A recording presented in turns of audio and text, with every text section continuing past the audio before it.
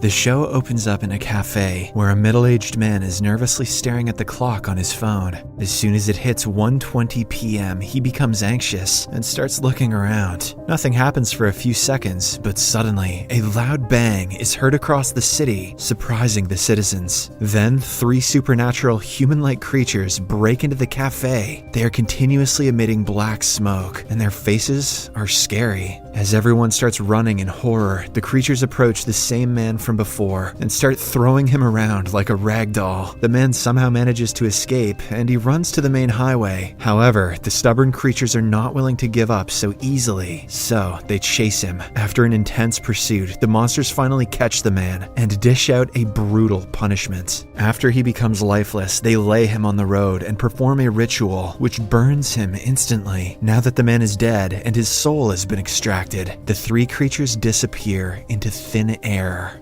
Monkey see? Monkey send your ass to hell, yeah. Meanwhile, we are introduced to Jung Jin-soo, the chairman of a notorious cult group named The New Truth. He regularly preaches his theories and has gained quite a fan following. One day, he claims that sinister people are bound to be punished by God and sent to hell. He also reveals that whenever a person commits a sin, an angel-like figure will appear and tell them the exact time of their death. The scene then switches to a police station where a laid-back detective, Kyung-hoon, arrives late at a case briefing. He notices that the entire police department is talking about the 3 creatures. Because the murder happened in broad daylight, many witnesses have recorded the incident. Kyung is taken aback to witness the supernatural beings, and after the meeting is over, he and his partner, Eun-puo, are assigned to investigate the incident. Wasting no time, the 2 detectives arrive at the crime scene and try to find some evidence. In particular, they look for footprints, but don't find any. They also can't find any traces of DNA. Hence, tired of all the dead ends, Kyung decides to ask help from someone who knows a great deal about the creatures. He is none other than the cult leader,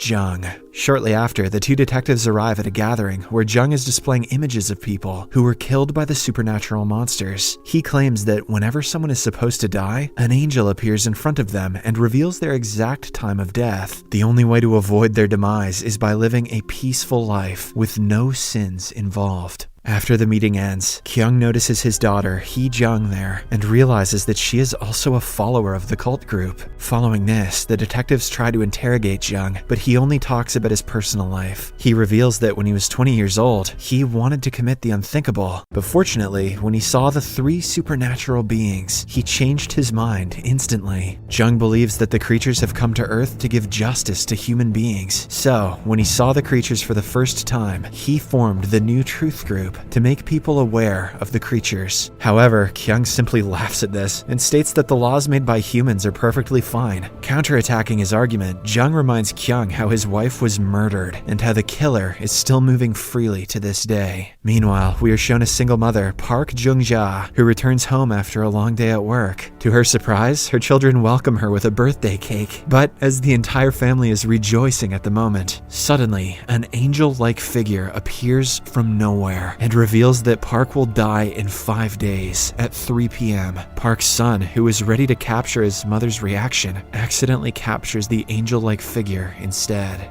That birthday cake better be delicious. On the other hand, a popular live streamer is shown. He claims to be a member of another faction group known as the Arrowhead. Surprisingly, in this group, all the members are teenagers. They do not care about the law and always beat people up who go against their beliefs. It is also revealed that the Arrowheads are inspired by the ideologies of the New Truth. However, Jung asserts that his group is not associated with the Arrowhead. The following day, the woman from earlier, Park, meets up with Jung and reveals everything about the incident.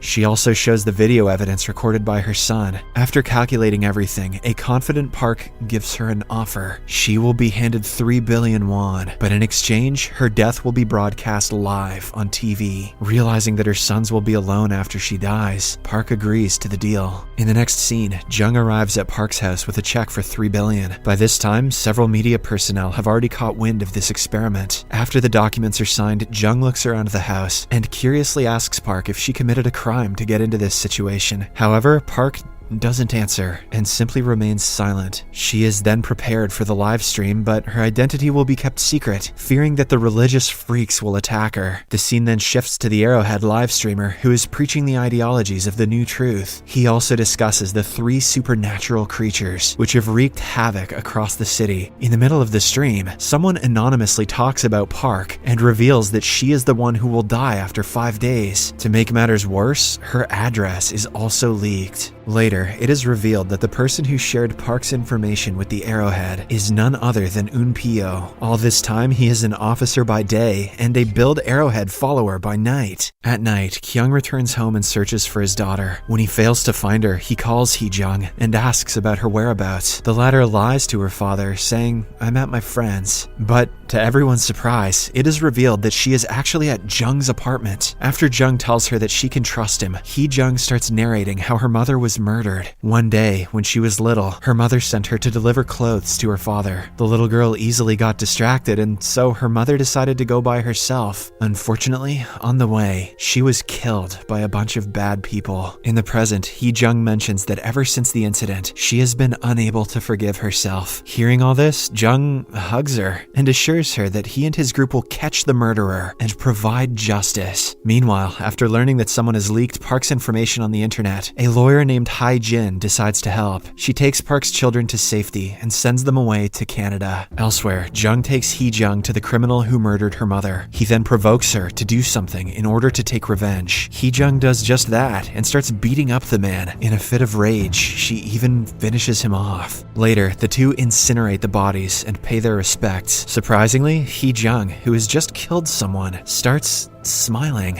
She seems to be proud of what she just did. The next day, the police find the remains of the man in a charred condition, similar to what the supernatural creatures have been doing. This makes the general people believe that whatever the New Truth group were saying is true. Together, the Arrowheads and the members of the New Truth gather outside Park's house and demand she confess her sins before her death. Some of the Arrowheads also barge into the police station and attack them, demanding to release their fellow members. In the next scene, the day of Park's destined death finally arrives. We get to know that the demonstration is not only being broadcast on the internet, but also on major TV channels. A number of VIPs also arrive at the place, wearing masks to hide their identity. Turns out that they have paid a hefty price to watch the demonstration up close. Soon, Park is brought on stage, but she is too scared to speak. She simply waits for her impending doom. When the clock hits 3 p.m., nothing happens for a couple seconds, but suddenly, a loud bang is heard, and the 3 supernatural black creatures emerge through the walls. They quickly attack Park and throw her against the wall. Meanwhile, Kyung, who is witnessing everything, decides to take matters into his own hands. He pulls out a gun and hits one of the monsters with a few shots. However, as expected, it doesn't affect them at all. When Kyung tries getting closer to the creature, it simply punches him away. After a while, the creatures finish off Park and incinerate her. They then leave the scene by jumping and disappearing into thin air. Because of the strange occurrence, all the onlookers become terrified and bow down in respect. They start believing that Jung was right after all. The next morning, Kyung wakes up in a hospital, completely healed from his injuries. When he gets out, he learns that the entire city has become empty, as the residents are too scared of committing a sin. He then goes to his office and turns on the TV to watch Jung being interviewed by a news channel. During the interview, Jung reveals that the demonstration was just God's message, and that everyone should return to their normal lives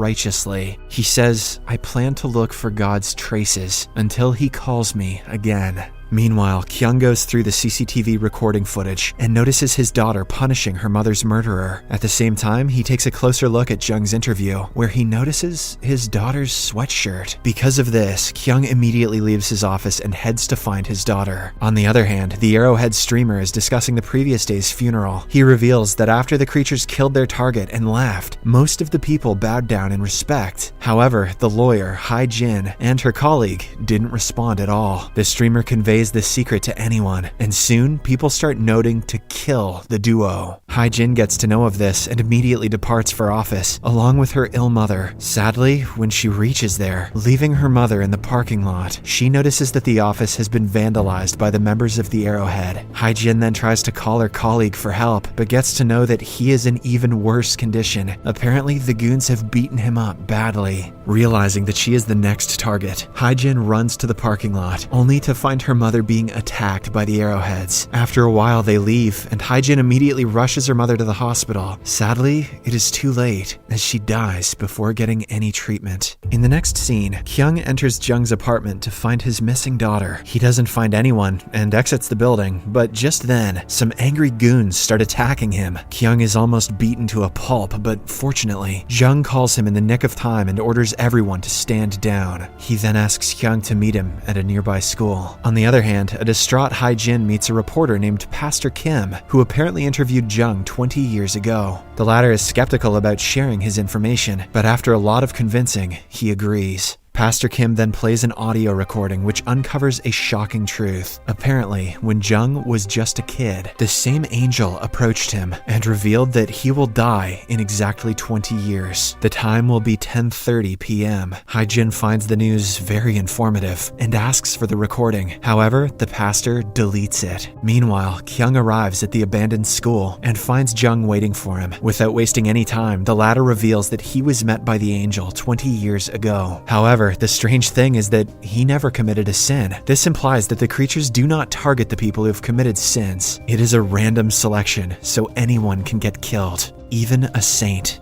I don't know, I'm sure he stole a Pokemon card or something. Jung further explains that he formed the group The New Truth to spread his message that sinners should be punished. In other words, he instilled fear into the minds of people, and now they have to think twice before doing anything drastic. As the conversation goes on, Jung threatens Kyung to keep his prophecy a secret, or else his group will expose his daughter, Hee-jung's video, in which she murdered a man. At last, before the supernatural creatures arrive and beat him to death, Jung tells Kyung to enjoy his life to the fullest. He also says, "Please take care of my remains." The clock then ticks 10:30 p.m. and the supernatural black monsters arrive there. Just like the previous instances, they throw him around like a rag doll and kill him. And before leaving, they chant some prayers and incinerate him as if nothing has happened. Monkey see, monkey blew yo ass up. Meanwhile, Hae-jin is still with Pastor Kim, trying to find clues on the recent incidents. She keeps asking him for information, but to no avail. Fed up, she decides to leave, but Kim stops her and reveals that Jung asked him to kill her and take his position as chairman. Hearing this, an alarmed Hae-jin somehow manages to escape, but when she reaches outside, she finds the arrowheads waiting for her. They beat her to a pulp